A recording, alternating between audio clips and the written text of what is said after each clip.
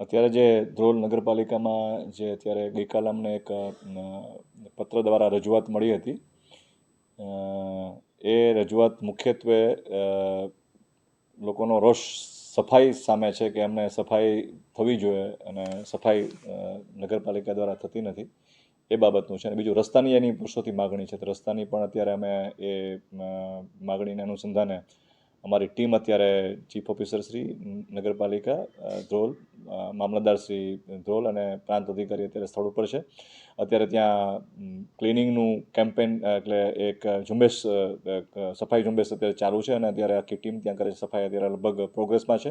2-3 JCB machine અને માણસો ત્યાં અત્યારે લાગેલા છે અત્યારે. અને જે બીજી પણ રજૂઆત એવી હતી કે લોકો પશુ અને બીજા જે મરી ગયા હોય એ ગામનો છેવાડાનો એકચ્યુઅલી આ લોકો રહે છે એ ગામની બહાર એની રહે છે, વાડી વિસ્તારમાં રહે છે, એટલે ગામ પૂરું થાય પછી લગભગ કિલોમીટર પછી. એટલે ઘણા લોકો ત્યાં પશુ મૃત્યુ બીજું કંઈ હોય તો ત્યાં ફેંકી દે છે અને તેના કારણે એ લોકોને દુર્ગંધ ફેલાય છે, ચોમાસામાં ને મુશ્કેલી થાય છે. તો સ્ટ્રિક્ટલી અમે લોકોને સૂચના આપી છે કે ત્યાં કોઈ ફેંકે નહીં કશું, ગંદકી કરે એવી કોઈ વસ્તુ ત્યાં ફેંકે નહીં, અને ફેંકે હશે એના માટે દંડાત્મક કાર્યવાહી પણ અત્યારે અમે કરવા નગરપાલિકાને સૂચના આપી છે. અને અત્યારે સફાઈ કરી અને જે પણ કોઈ આવું ગંદકી કરતા હશે એની પર કડક પગલાં, દુકાનવાળા પણ કરતા હશે તો દુકાનને પણ સીલ મારવા સુધીના પગલાં લેવાની અત્યારથી સૂચના આપેલી છે.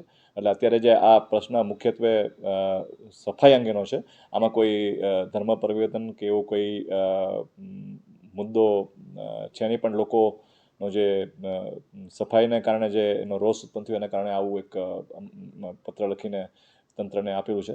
પણ અમે એને ગંભીરતાથી લીધું છે અને અમે એને કડક કાર્યવાહી કરવાનું અત્યારે અમારા તરફથી જિલ્લા વહીવટીતંત્ર પ્રયત્નશીલ છે.